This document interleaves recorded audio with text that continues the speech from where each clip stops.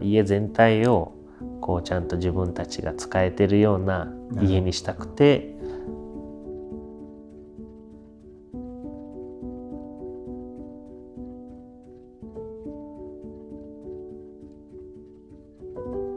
一応光はそれでも取り込みたかったので、南面の窓は上に上げて、その下に壁を作っていろいろ植物をかけたり、子供のなんか習字のものを貼ったりっていう風な形にしています。はい、皆さんこんにちは。建築家のバカンス岡田です。今回はですね、新しい企画をお届けしたいなと思います。今僕はですね、静岡県浜松市にあるとある住宅に来ています。これまではですね、ホテルや別荘などを巡ってきましたが、今回はですね、建築家の自邸にフォーカスを当てたいなと思っております。豊かな暮らしこそがですね、素晴らしいデザインを生み出すと僕は信じてるんですが、その視点でですね、建築家の家の私に迫り、暮らしと建築のつながりについて深掘っていければなと思っております。それでは早速中を見せていただきましょう。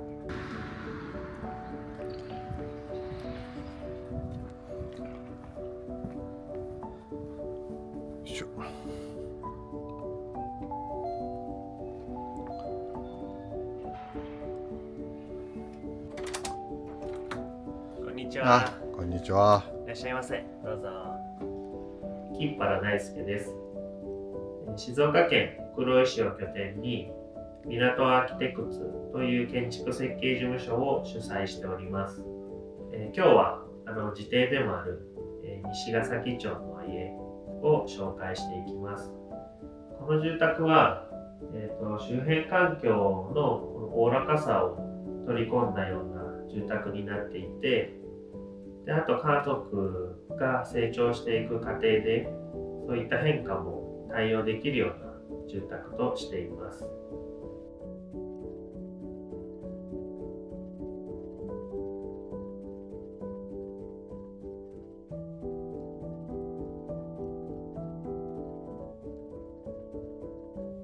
ちょっと特徴的なガルバリウムの波板の外観ですけど、デザインで意識したところはどういったところですかね。もともとガルバリウムっていうのは、素材として好きなんですけど、小波と中波と大波とあって、でボリューム的に中波が一番合ってるんじゃないかなっていうところで中波を選択しています。このガルバのグレーの色とこの玄関部分の木の色味がなんか組み合わせが綺麗ですよね。これ一応ボリュームが2つあるようなイメージで、ここが玄関になるんですけども、一応玄関ボリュームだけ、横から差し込まれているような形で、そこは素材を変えるようにしています。でそれが反対側にも、お風呂としてちょっと、910ちょっと突き出てるようなデザインになっています。この正面のプロポーションもなんか可愛いですよね。このなんか上に窓がある感じと、この上の窓は一応この内側が僕が今仕事をしている部屋になるんですけども、北側でも、もう少し明るさをなるべく取り入れたいなっていうところで、上の方に窓を設けています。こっちが今見えてるのが北側なんですね。はい、なるほど。なんかこのインターフォンとポストのデザインもなんか変わってて可愛らしいですね。そうですね。ここが一応支柱が60角のアルミなんですけど、その上に今表札が同じ角で本当だ、面白い。差し込まれていてっていう風なデザインにしています。壁につけないで独立させてるんですね。そうですね。では中へどうぞ。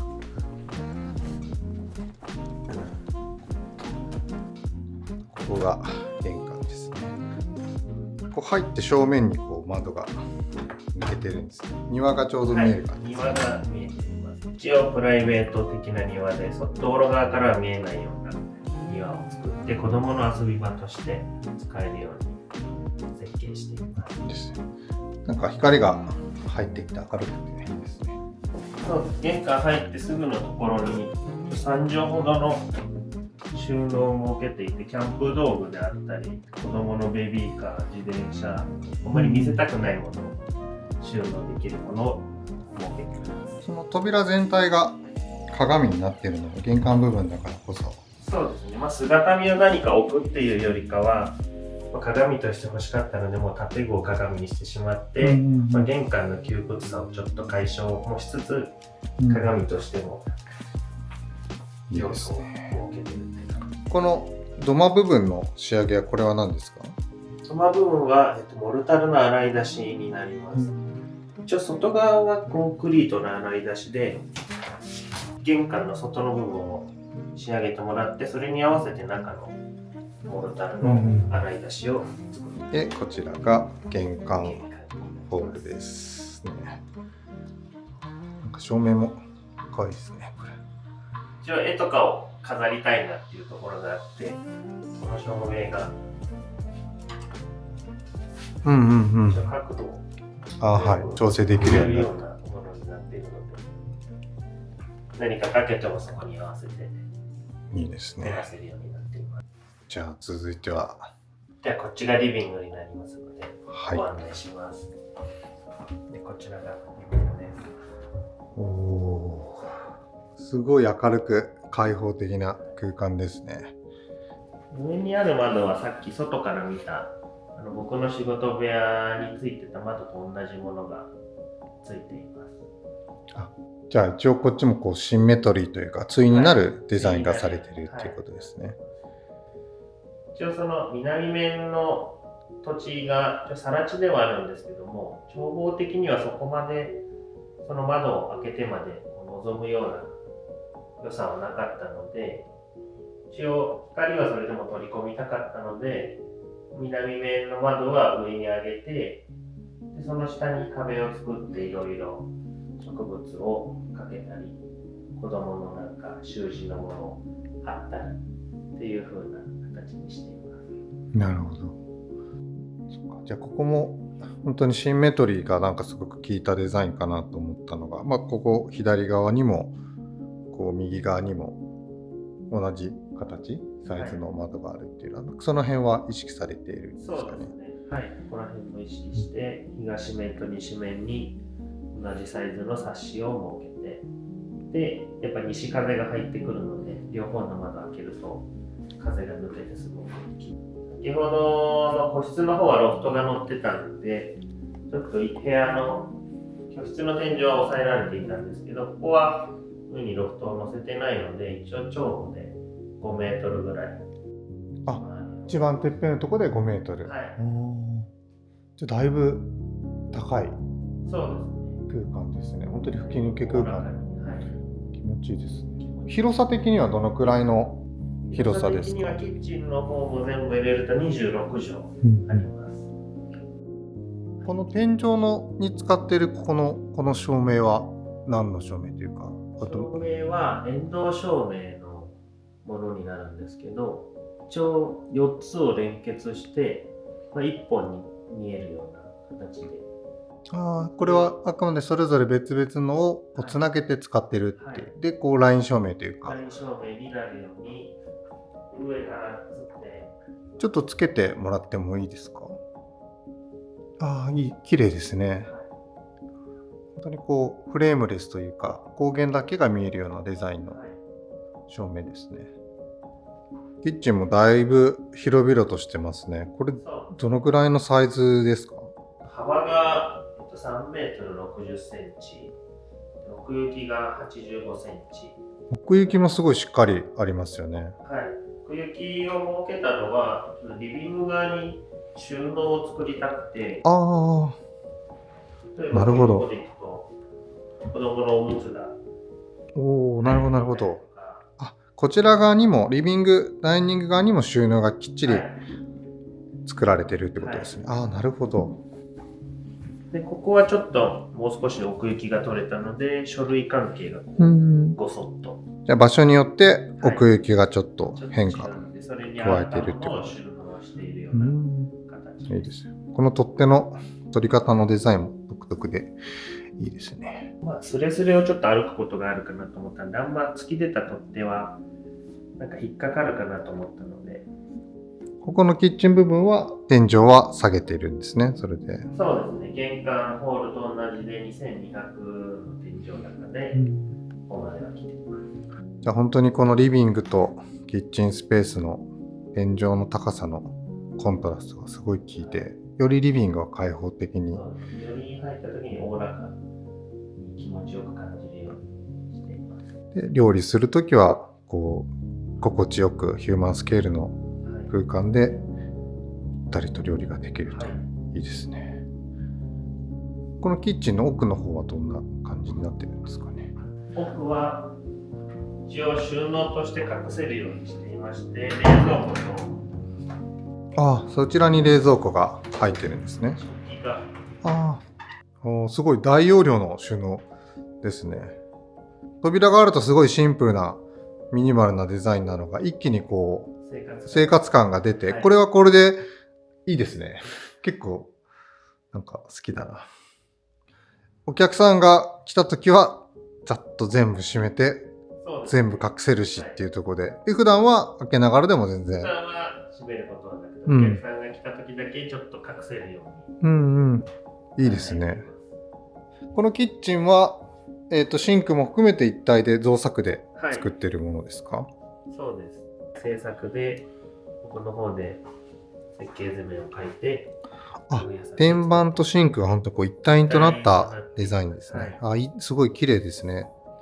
バイブレーション仕上げにしているので、小傷がついても目立たないようにしています。いいですよね。こういうの本当に一体となってるから、こう隙間のメンテナンスとかそういうのも汚れとかもなくて、メンテナンス性も高くていいですね。で、奥にはガスコンロと、これガスコンロはどこのやつですか？ガスコンロは能率の三つ口のタイプですね。で、レンジフードがアリアフィーナですね。シンプルなデザインのやつですよね。いいですよね。食洗機はボッシュを採用しています。本当だ。ここにも、食洗機が入ってるんですね。ボッシュの食洗機。で、こちら側の収納は取っ手がこうちゃんと可愛らしくついてるんですね。手をつけて、2段。中にもある。本当にじゃあ見た目は一つで3つに合わせながら中で2段で分かれてる。すごいなんかシンプルながらもすごく機能的なキッチンが作られてる感じですね。すごい素晴らしいですね。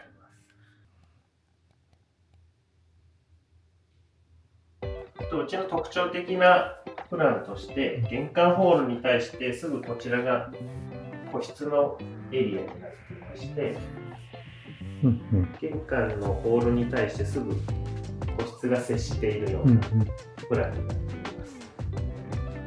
左側は全部収納になっていて、これ左側全部収納なんですね。今はこのもの置いてある。でもいいですね。こう雑多に置けちゃう感じが。そうですね。あとカーテンだと全部開口できるので。確かに。使い勝手としてはすごく。確かに扉とかだとね、その開きしろというかが動線の邪魔になっちゃったりするんで、空間自体もこう柔らかい印象になっていいですね。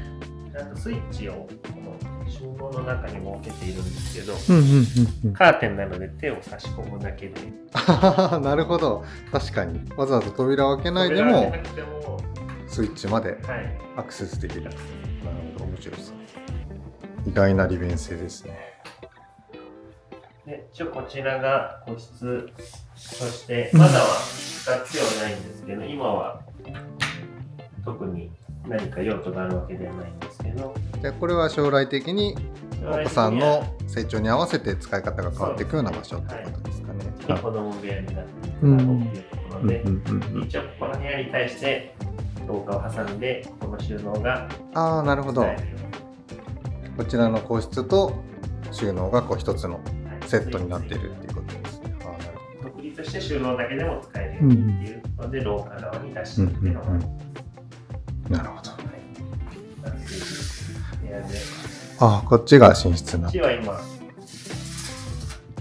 8畳として真ん中に仕切りはないので、まあ、カーテンをこう開くと廊下と部屋が一つにつながってよりこう空間が広く感じられるようなデザインになってますね。こっちに真ん中で仕切ることもできますし、うんまあ、ここをあ、なるほど子供なるほど。たちの勉強部屋とか寝る部屋として使うことも想定して、なるほど。8畳として作ります。この照明は何の照明を使ってますか？東京メタル工業っていう、そのミラー加工されてる。ランプをこの電気をその壁付けにしたっていうデザインのものを使ってるってこと。これ自体が売ってるので、なるほど。ソケットに対してこれを取り付けてるっていう。なるほどなるほど。はい。で、ミラー加工されてるので光源が目に入らないので、まあ、寝室でも眩しさを感じにくい。じゃあその代わりには天井部分には一切照明はなくて、壁から。いいですね、これも。この階段がさっきからずっと気になって、上がこう見ると吹き抜けというか、まあロフトになってるっていうことなのかな。じゃあお願いします。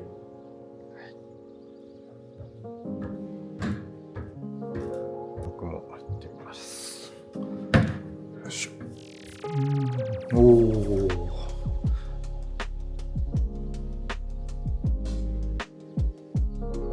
これ高さはどのくらい、天井の高さというか。高さは一応ロフトの規定なので140センチ以下で。今はここはどういう使い方をしてるんですか？今は一応その子供がまだ小さいので、僕と一緒に上に行って遊んだりっていう使い方。じゃあある種ちょっと子供の遊び場というか、秘密基地的な感じなんですね。で、さらにこのガラスで仕切られた奥はまた隣の部屋につながってると。そうです。ロフトから今日さっき外で見た大きな窓の内側にある部屋がロフト側からも見える、覗けるようになっていて、ここからこう見ると、窓の高さとこの床のロフトの高さが揃ってるんで、奥にこうすごい綺麗に抜ける感じがあっていいですね。取り込んだ光をせっかくならロフトまで届けたいなっていうところで、あとホールのところにも光が回ったらいいなっていうところで、ここをガラスとして、で天井をちょっと艶のある塗装にすることで、なるべく光がちょっと中に入り込むようにしています。この仕上げは床壁、ここのロフト空間もそうです。これは何の仕上げを使ってるんですか？仕上げはラワン合板という合板を使っています。確かにちょっとこう光が反射してツヤっとさせてる。これは光をよりこう取り込んで拡散させるというか、広げるっていうようなイメージですね。なんかそういう細かな工夫がされているんですね。壁は一応オイル塗装でツヤはないんですけど、この床と天井はちょっとツヤを持たせています。いいですね。次に行かしてもらってもいいですか？はい。では奥のさっき上から見た部屋。はい。じゃあ失礼します。こうなってるんですね。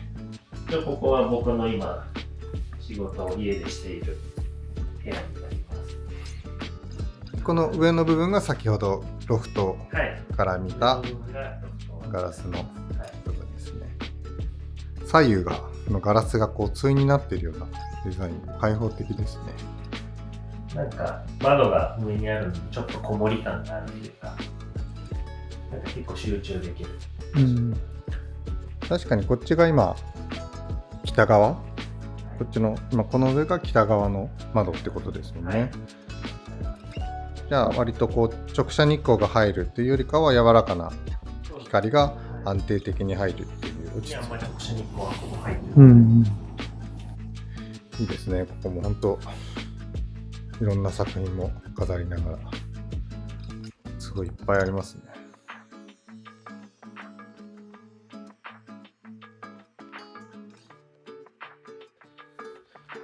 こっちの奥は収納スペースという。この部屋の収納。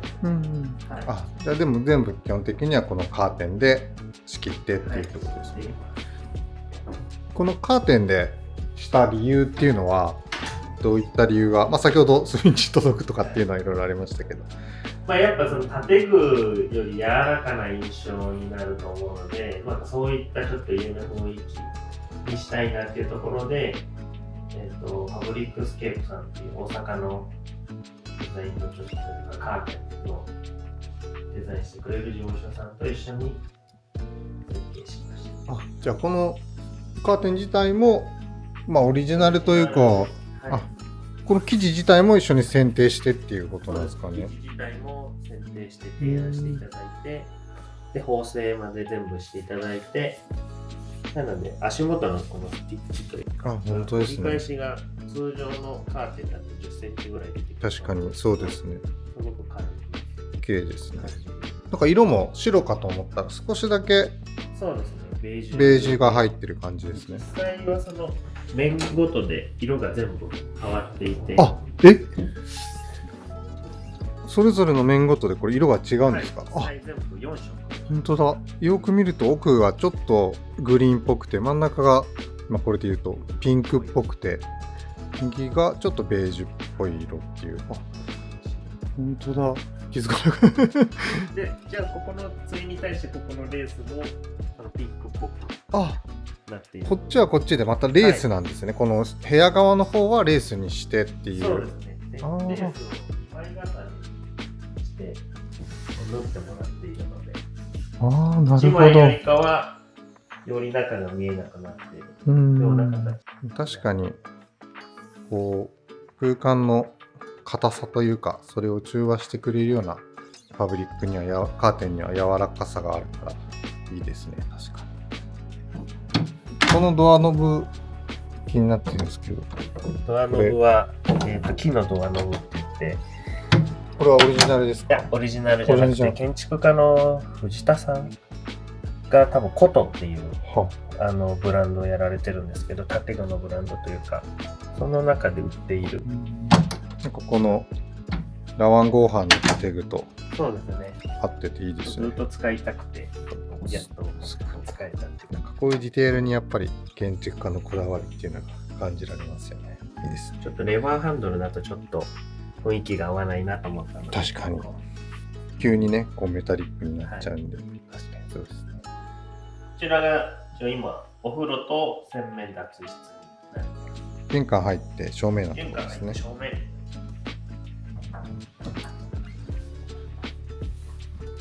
失礼します。ここはユニットバスが奥に入ってっていう形です。普通に高等のユニットバスを採用していて、で洗い場が少し広い 1.25 坪のものにしています。で洗面台もしっかり2つあるのもいいですね。はい、洗面台も2つあって、片方でなんか洗濯物のつけ置き洗いをしていたら、もう片方が使えるっていうような、確かにちょっと生活を想定して。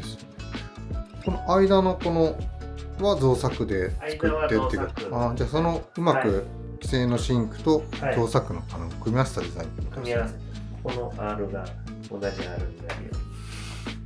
本当だ、いいですね。なんか白とこの木の組み合わせも可愛らしくていいですね。これも一応ラワン合板で。これ水は大丈夫ですか？はい、ウレタン塗装をしているので、水は染み込まないようになっています。お風呂も明るくて、はい、グリーンが置いてあって気持ちいいですね。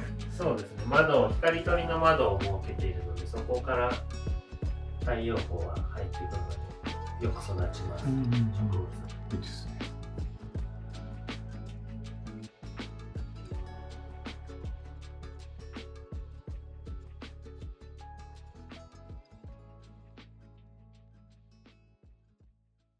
じゃあ、ここからインタビューということでさせてください。じゃあ、この自邸を建てたきっかけと、あとこの土地を選んだ理由というか、を教えてください。きっかけは、子供が生まれたタイミングで、やっぱり自分の家が欲しいよねっていうところで、妻と話をして、で設計して、作ったっていう形になるんですけど、で土地についてはここはもう奥さん、妻の地元になるんですけど、ここがなんで土地自体も妻の親戚が所有してた土地を、安く譲っていただいたっていう形で、でもこのある種畑に囲われたというか、そうですね、っていうところも何かこう後押しした理由だったりっていうのはあったりするんですか？そうですね、もともとここの畑東側に残ってる畑はここの土地を持ってた方の残りの土地で、なるほど。でもともと妻のお父さんがもう普通に畑で野菜を育ててたんですよね、もう家を建てる前からずっと。なので、そういったところもあって、なんか隣に畑があってそこで自分たちも後に畑を使って野菜を育てられそうだし、今作っている野菜もそのまんま鮮度 100% でいただけるのでっていうところもあってここに決めました。あれ畑はやってないんですか？畑はまだやってない。これから畑はいいですよ、楽しいですよ。お気に入りの場所というか、なんか家を作るにあたってなんか家の部屋の使用頻度とか、家でなんか行く場所が限られるとかっていう、そういうのをなるべく平滑化したくて、ちょっとそういうことも含めてちょっと特徴的な配置にしているんですけど、なのでなんかここが一番秀でてるとかっていうのは僕の中ではない。一応リビングがやっぱ一番時間がいるので気に入ってはいるんですけど、個室に対してもなるべくちょっといけるというか、普段からもちゃんと使えるような、家全体をちゃんと自分たちが使えてるような家にしたくてっていうところを考えて設計しています。場所に限らずなんか時間みたいな、そのお気に入りの時間とか、例えば夕方からに入ってくる光がすごく綺麗だしとか、夏と冬でもまたその家の表情とかも空間の光の入り方も含めいろいろ変わってくると思うんですけど、なんかその辺はどうですか？